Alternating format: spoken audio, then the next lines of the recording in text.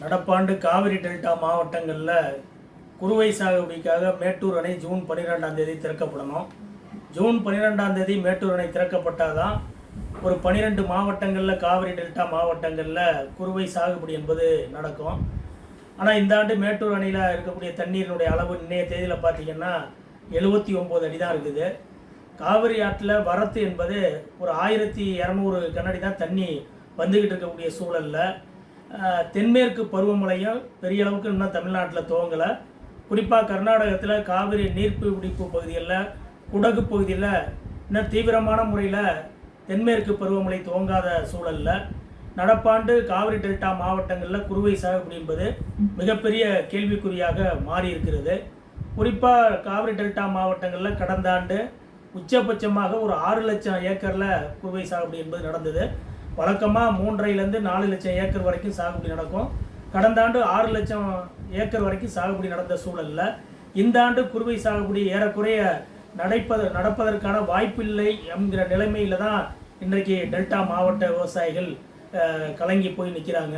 குறிப்பாக தென்மேற்கு பருவமழை துவங்கி இன்னும் ஒரு சில வாரங்களில் கூடுதலாக மழை வந்து தண்ணீர் வந்தால் கூட இந்த மாதம் ஜூன் மாதம் 20 அல்லது 25 தேதிக்குள்ளே மேட்டூர் அணை திறக்கப்பட்டால்தான் காவிரி டெல்டா மாவட்டங்களில் குறுவை சாகுபடியை பண்ண முடியும். இல்லைன்னா நிச்சயமாக வாய்ப்பு இல்லை. குறிப்பாக மேட்டூர் அணை வந்து கட்டப்பட்டு 91 ஆண்டுகளில் 91 ஆண்டுகள் காவிரி டெல்டா மாவட்டங்களுக்கு சாகுபடிக்காக மேட்டூர் அணை திறக்கப்பட்டிருக்கு. அதில் கிட்டத்தட்ட ஒரு 20 முறை ஜூன் 12ஆம் தேதி மேட்டூர் அணை திறக்கப்பட்டிருக்கு. அணையில் போதிய அளவுக்கு கூடுதலாக தண்ணி இருந்த காரணத்தினால ஜூன் 12ஆம் தேதிக்கு முன்பாக 11 முறை மேட்டூர் அணை திறக்கப்பட்டிருக்கு. மற்ற 60 ஆண்டுகள் கூட பார்த்திங்கன்னா காலதாமதமாக தான் அணை என்பது திறக்கப்பட்டிருக்கு. ஆனால் நடப்பாண்டு குறுவை சாகுபடி நடக்கணும்னா ஜூன் 12ஆம் தேதி தண்ணி திறக்கணும். ஆனால் இன்றைக்கி இருக்கக்கூடிய அணையில் இருக்கக்கூடிய தண்ணீர் காவிரி ஆற்றில் வரத்து வராதக்கூடிய இந்த சூழலில் அணை திறப்பதற்கான வாய்ப்பு தெரியல. அப்போ ஒருபோக சம்பா சாகுபடிக்கு ஆச்சு நம்ம வந்து டெல்டா மாவட்ட விவசாயிகள் ஆற்று பாசனத்தை நம்பி இருக்கக்கூடிய விவசாயிகள் ஈடுபடணும்னா அரசாங்கம் அதற்கான நடவடிக்கைகள் எடுக்கணும். குறிப்பாக காவிரி நதிநீர் பிரச்சனை என்பது ஒரு நூற்றாண்டை கடந்த பிரச்சனையாக இருக்குது. காவிரி ஆறு என்பது கர்நாடகத்தில் அங்கே உற்பத்தியாகி துவங்கி வந்தாலும் அவருடைய மிகப்பெரிய நீண்ட அந்த அளவு என்பது தமிழ்நாட்டில் தான் அதனுடைய பாசன பரப்பு என்பது கூடுதலாக இருக்குது. கர்நாடகா, தமிழ்நாடு, பாண்டிச்சேரி, கேரள மாநிலங்களுக்கான சொந்தமான நதியாக இருக்கக்கூடிய காவிரி நதிநீரில் அந்த நதிநீர் பிரச்சனை இன்னும் முழுமையாக தீர்க்கப்படாத ஒரு நிலையில் தான் தொடர்ந்து நீடிச்சுக்கிட்டு இருக்கு. 1990ஆம் ஆண்டு காவிரி நடுவர் மன்றம் அமைக்கப்பட்டு அது 1991 காவிரி நடுவர் மன்றம் ஒரு இடைக்கால தீர்ப்பை கொடுத்தாங்க. அதில் ஆண்டுக்கு இந்த 205 TMC தண்ணீர் என்பது கர்நாடகம் வந்து நம்ம தமிழ்நாட்டுக்கு திறந்து விடணும்னு அதை கர்நாடக அரசாங்கம் ஏற்றுக்கொள்ளலை. எனவே காவிரி நடுவர் மன்றம் திருப்பி 2007 தன்னுடைய இறுதி தீர்ப்பை கொடுத்தது. அந்த இறுதி தீர்ப்பில் 192 TMC தண்ணீர் குறைக்கப்பட்டது. அதை நடைமுறைப்படுத்துறதுக்கு காவிரி மேலாண்மை வாரியம் உட்பட பல்வேறு அமைப்புகள் சம்பந்தமாகலாம் நடுவர் மன்றம் உத்தரவிட்டு அது பெரிய செயல்பாட்டுக்கு வர முடியாத நிலைமையில தான் உச்சநீதிமன்றத்தில் அந்த வழக்கு போய் 2018 உச்சநீதிமன்றம் இறுதி தீர்ப்பை கொடுத்தது. அது நடுவர் மன்றம் கொடுத்த 192 TMC இறுதி தீர்ப்பை விட குறைவாக 177.25 TMC ஒவ்வொரு ஆண்டும் நீர் ஆண்டு என்பது ஜூனில் துவங்கி அடுத்த மே வரைக்கும் மாத வாரியாக காவிரியில் கர்நாடகம் தண்ணி திறக்கணும்னு உத்தரவிட்டாங்க. 2018 அதை நடைமுறைப்படுத்துவதற்கு காவிரி மேலாண்மை வாரியம், காவிரி நீர் ஒழுங்காற்று குழு இதெல்லாம் அமைக்கப்பட்டிருந்தாலும் இந்த உச்சநீதிமன்ற இறுதி தீர்ப்பின் அடிப்படையில் ஆண்டுதோறும் 177.25 TMC தண்ணீரை பெறுவதற்கு தமிழ்நாடு வந்து சட்ட ரீதியான பல போராட்டங்கள் நடத்தி தான் நம்ம தண்ணீரை பெற்றுக்கிட்டு இருந்தோம். இந்த நிலைமையில தான் இன்னைக்கு கர்நாடகாவில் இருக்கக்கூடிய அணைகள்லையும் போதிய அளவுக்கு தண்ணீர் இல்லாத ஒரு நிலைமை என்பது இருக்கு. மேட்டூர் அணையில் 79 அடி தான் இருக்குது. பற்றாக்குறை காலத்தில் அந்த கர்நாடகத்தில் இருக்கக்கூடிய தண்ணீரினுடைய அணைகளில் இருக்கக்கூடியதை எப்படி பயன்படுத்தணும் அப்படிங்கிறதுக்கான உத்தரவும் உச்சநீதிமன்றத்தினுடைய இறுதி தீர்ப்பின் அடிப்படையில் வழங்கப்பட்டிருக்கு. இதெல்லாம் இருந்தாலும் இந்த ஆண்டு குறுவை சாகுபடி நடப்பதற்கான அந்த சாத்தியக்கூறுகள் இதுவரைக்கும் தெரியல.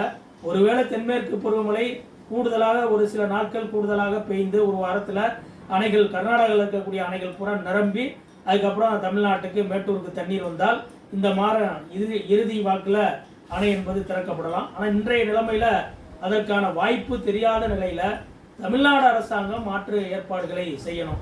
குறிப்பாக கர்நாடகத்தில் நம்ம பற்றாக்குறை காலத்தில் எவ்வளவு நீர் பங்கீடு என்பது உச்சநீதிமன்றத்தினுடைய தீர்ப்பில் கொடுக்கப்பட்டிருக்கிறதோ அதை பின்பற்றி நம்ம காவிரி நீர் ஒழுங்காற்று குழு காவிரி மேலாண்மை ஆணையத்தில் முறையிட்டு நம்முடைய பற்றாக்குறை கால தண்ணீரை பெறுவதற்கான சட்ட ரீதியான நடவடிக்கையை தமிழ்நாடு அரசாங்கம் ஒரு பக்கம் மேற்கொள்ளணும்.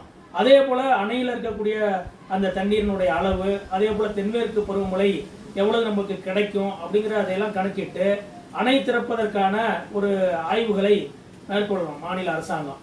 குறுவை சாகுபடி இல்லைங்கிற நிலைமை ஏற்படும் போது ஒருபோக சம்பா சாகுபடிக்காவது நம்ம எப்போ அதுக்கான காலம் ஏதோ அந்த காலத்தில் தண்ணீரை திறந்து முழுவதும் சாகுபடி பண்ணுறதுக்கான அந்த ஏற்பாடுகளை பண்ணணும். அதற்கான விவசாயிகளுக்கான விதைநெல், தரமான விதைநெல் வேளாண்மை துறை மூலமாக மானிய விலையில் கொடுப்பதற்கான நடவடிக்கைகள், அதே போல் ஒருபோக சாகுபடி தான் நடத்த முடியுங்கிற நிலைமை ஏற்பட்டால் அனைத்து விவசாயிகளுக்கும் அந்த தொகுப்பு திட்டத்தை அறிவிப்பதற்கான அந்த நடவடிக்கைகளை பூரா தமிழ்நாடு அரசாங்கம் மேற்கொள்ளணும். இப்போ ஆழ்குழாய் பாசனத்தை நம்பி குறுவை சாகுபடி பண்ணக்கூடிய விவசாயிகளுக்கு மாநில அரசாங்கம் மும்முனை மின்சாரத்தை 12 மணி நேரம் வழங்கினா ஓரளவுக்கு ஆற்று பாசனத்தில் குறுவை இழப்பை இந்த ஆழ்குழாய் பாசனத்தின் மூலமாக சாகுபடி பண்ணுவதன் மூலமாக அந்த இலக்கை நம்ம ஓரளவுக்கு எட்ட முடியும்.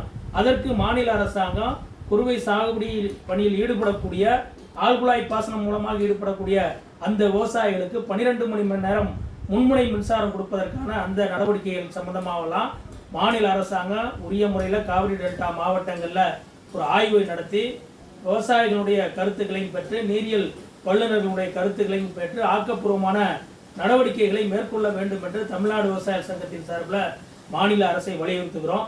இப்படிப்பட்ட நெருக்கடியில் இருக்கக்கூடிய இந்த சூழலில் தான் தமிழ்நாட்டில் இருக்க இந்த கர்நாடகத்தில் இருக்க புதிதாக ஆட்சிக்கு முதல்வராக பொறுப்பேற்றிருக்கக்கூடிய அந்த மாநிலத்தினுடைய முதலமைச்சர் டி.கே. சிவகுமார் இப்போ மேகதாட்டில் புதிய அணை கட்டிய தீர்வோம் என்று அவர் முழக்கமிட்டு இருக்கிறாரு. ஏற்கனவே கர்நாடகாவில் இருக்கக்கூடிய அரசாங்கம் கடந்த நிதிநிலை அறிக்கையில் 9,000 கோடி ரூபாய் மேகதாட்டில் அணை கட்டுவதற்காக பட்ஜெட்டில் நிதி என்பது ஒதுக்கியிருக்காங்க. அதில் 1000 கோடி ரூபாயை உடனடியாக விடுவித்து பூர்வாங்கமான பணிகளை செய்வதற்கான நடவடிக்கைகளை மேற்கொள்வதாக செய்திகள் வருகிறது. மேகதாட்டில் அணை கட்டப்பட்டால் காவிரி டெல்டா மாவட்டம் என்பது பாலைவனமாக மாறும். எனவே அதை எக்காரணத்தை கொண்டு அனுமதிக்க கூடாது. கர்நாடக முதலமைச்சர் அறிவித்திருப்பது மிகப்பெரிய கண்டனத்துக்குரியது. 2 மாநிலத்துக்கு மத்தியில் ஒரு பதட்டத்தை உருவாக்குறாரு. ஏற்கனவே உச்சநீதிமன்றத்தினுடைய இறுதி தீர்ப்பில் என்ன சொல்லியிருக்காங்கன்னா, இந்த தீர்ப்பு 15 ஆண்டுகளுக்கு நடைமுறையில் இருக்கும்.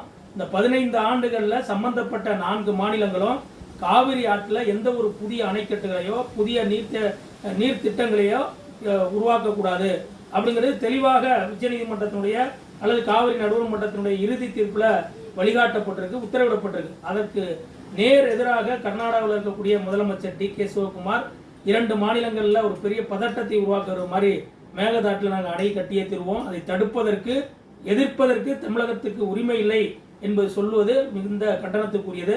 எனவே ஒரு தென்மேற்கு பருவமழை பொய்த்திருக்கக்கூடிய நிலைமையில் கர்நாடகாவில் இருக்கக்கூடிய அணைகளும் தமிழகத்தில் இருக்கக்கூடிய மேட்டூர் அணை உட்பட போதிய தண்ணீர் இல்லாமல் இருக்கக்கூடிய இந்த சூழலில் கர்நாடக முதலமைச்சருடைய இந்த பேச்சு என்பது மிகுந்த கண்டனத்துக்குரியது.